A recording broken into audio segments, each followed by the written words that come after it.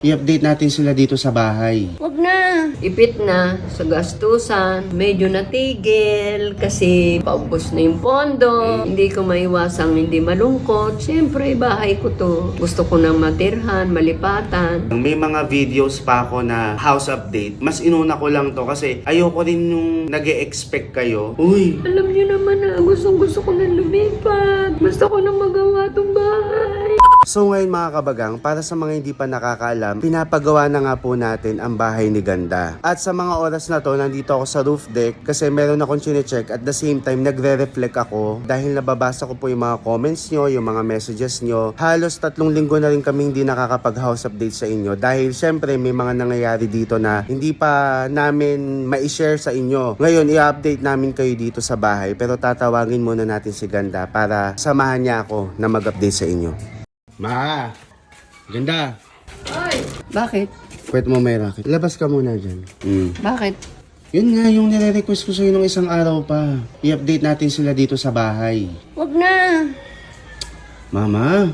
Nalulungkot lang ako. Lalo akong Mama! na-stress. Ma! Saka na lang pag-operate ulit. I-update lang natin. Anong i-update mo? Dati na yatang nakuhanan ko Oo na. nga, pero ang ibig kong sabihin, 3 linggo na akong hindi nakakapag-update sa kanila, nangungulit na nga eh. Ay, nakakalungkot lang isipin na hindi na nga ako nakakatulog kasi nga niisip ko, siyempre yung pondo. Oh, tignan mo, nagsasalita ka na dito agad. I-update natin sila dun sa taas na. Ay, nalulungkot ako makita Oo pa nga. yan. Dali na. Dami pang ano eh. Ayan, nandito na tayo ngayon.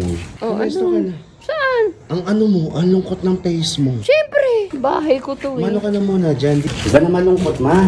Bakit? Sino matutuwa? Hala, Oh. mag-a-update nga eh. Huwag kang ganyan, di ba sabing ngumiti? Alam nga naman tumawa ako kung dismayado ako. Hindi, ang akin, i-update nga natin sila. Siguro 2-3 linggo na. Oh. Na hindi ako nag-update about dito sa bahay. Gawa nga ng syempre, ayoko munang pangunahan at the same time, iniisip ko na baka may mangyari naman na, alam mo yun, Ano naman i-update mo? Wala naman Hindi nga, ang ibig pagbabago. ko... Oh, so yun, nandito kami sa roof deck. Ito yung huling na-update namin sa inyo. Kung mapapansin nyo, medyo may mga pagbabagong konti na hindi ko pa naman na-upload, baka mauna to. Pero kaya hindi rin ako nag-upload agad-agad. Kasi nga, nagkaroon ng...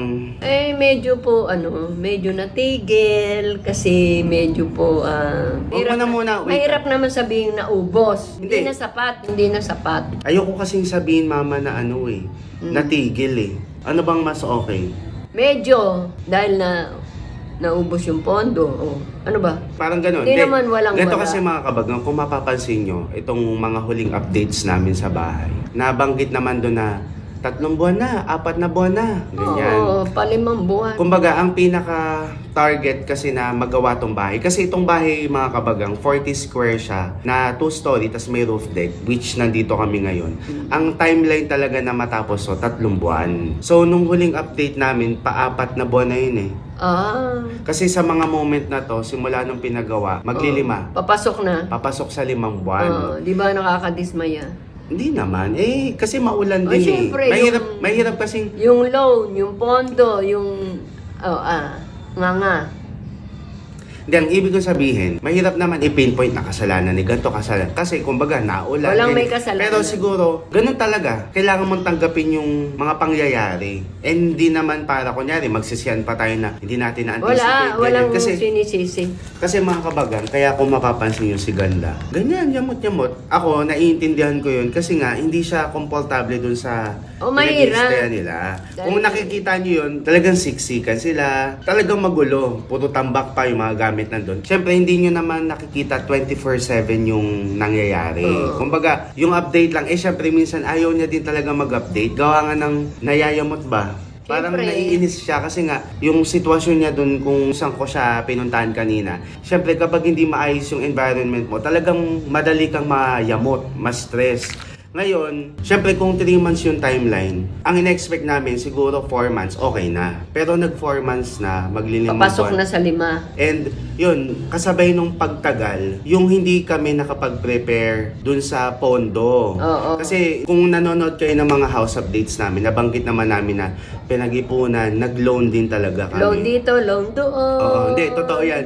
At London. kung sa tingin nyo ay talagang luwag-luwag ang hindi po, magiging transparent lang tayo sa kanila. Matagal pinag-ipunan. Pero kulang pa din kasi yung inipon. Oo. Kaya practical, nag-loan. Kasi ang iniisip namin, kapag inipon pa namin ng inipon, baka 2026 na, nag-iipon pa rin. Hindi, ang ibig ko sabihin, para at least nagawa na yung bahay, nagbabayad ka man, natitirahan na. Ang pinupunto lang naman natin dito, ma. Wala naman na para balikan pa na dapat kasi ganyan, ganito. Wala nang ganun. Wala. Kumbaga kung ano yung sitwasyon ngayon, yun yung kailangan nating isipan kung paano natin siya magagawa ng paraan. Kasi nga, mga Masosolve. kabagang, naitawid pa namin nung paapat na buwan. Oo. Pero talagang kung aamin kami sa inyo, medyo lumapit-lapit Kapos na. Hindi, lumapit-lapit na talaga kami kung kani-kanino na pwedeng malapitan talaga.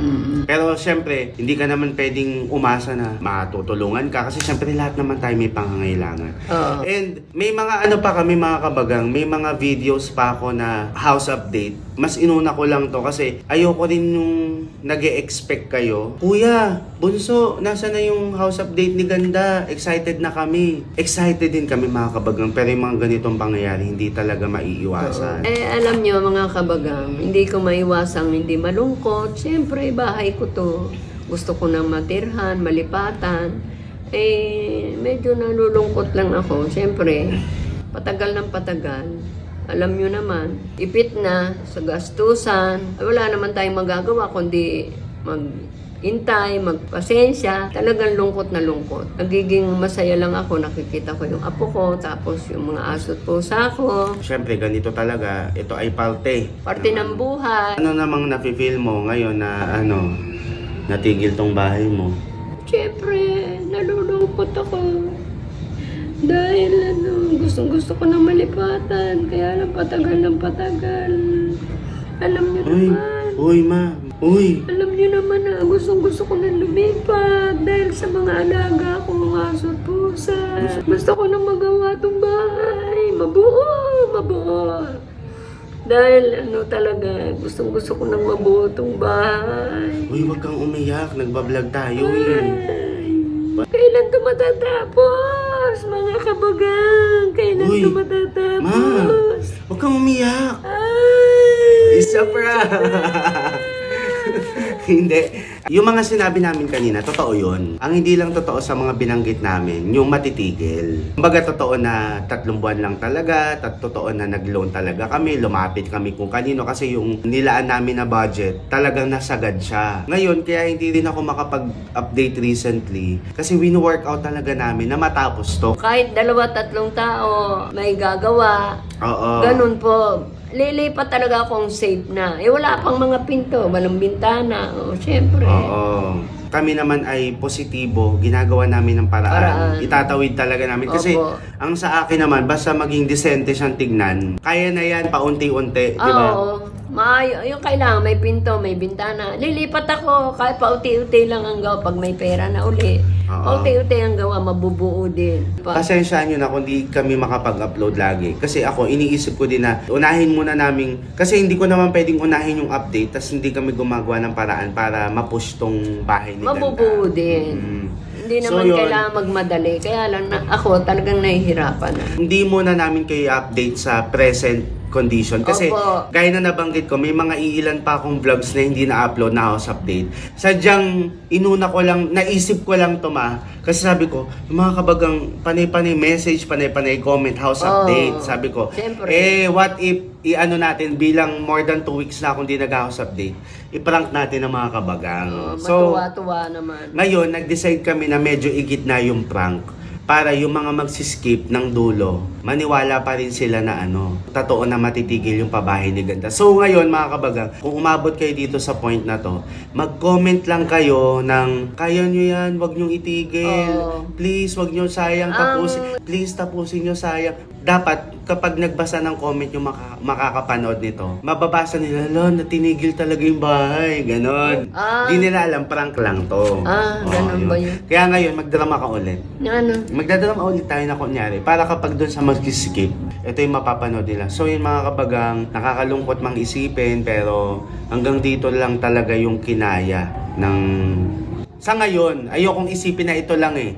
Kasi naniniwala ako na pwede pang magawa ng paraan. Pero yun nga, hanggang dito lang yung kinaya ng anong tawag dito? Budget? Oo. Okay lang naman yung delay. Kunyari, sabi mong 1 buwan, 3, naging 4 months. Pero yung pa 5 months, dun kami medyo nahihirapan kasi hindi biro. Oo. Pero totoo to mga kabagang, hindi biro ang materyales, ang Ang labor, mahal ng lahat, materyales, mahal. ang mahal. Ang mamahal. Kaya, thankful din talaga kami sa mga ibang nag-o-offer. Abangan nyo na lang yung iba naming vlogs. Mga kabagang, antabayanan nyo na lang po kung kailan uli kami mag-update, kung matutuloy na ba, o kung ganito na lang. Ganito. Lord, wag naman po. I-share nyo to para, ma-prank nyo din kung na-prank namin kayo. Hopefully, magawa namin ng paraan para matapos tong bahay ni Ganda. Opo, talaga. Kailangan. Sa tulong mo, Lord, di ba? Yes, Tsaka sa ng mga tulong. taong nagmamahal sa amin. At sumusuporta. Wow, at nagsusuporta. Yes. Nandiyan pa rin sila. I-shoutout mo na yung mga isi-shoutout mong di pa nagbabayad para makatulong sa pondo mo. Yung mga utang sa'yo. Basta, alam ko, nandiyan kayong... Magbayad-bayad na rin kayo mga kabagang. At Oo, pampadagdag. Pandagdag sa pondo. Parang di naman kayo nag-iisip. Pero yun nga mga kabagang, abangan nyo, may mga i-upload pa ako na hindi ko pa namin na-upload na house update. Tapos, tignan natin kung saan tayo dadalhin, kung anong mangyayari sa kalbaryo ni Ganda sa kanyang pamamahay. Hindi naman kalbaryo, mabubuo, pauti-uti. Di ba mga kabagang? Yes. Tiwala lang. Tiwala sa Diyos, tiwala Ayun sa lang. tao, Ano ka na? tiwala sa mga nagmamahal sa amin, ni Bunso. Salamat. Naniniwala ako kay Lord at saka sa inyo mga kabagang. Bye-bye! Pasok itong entrance. Kung makikita nyo, wala talaga pang nagaganap dito. Wala pa. Pangalawang palapag, wala pa rin kawawaan. Banyo. Oh, banyo queen. Ito yung banyo. Magkakaroon din pala tayong mga pailaw dyan. Abangan nyo na lang. Kasi ikaw pa, ano naman masasabi mo dito sa bahay nyo? Ayaw, ayos na ito. Okay sa akin ito. Anong ano eh. Okay na pala ito eh. Huwag na tayo Tayo na, lumipat na tayo.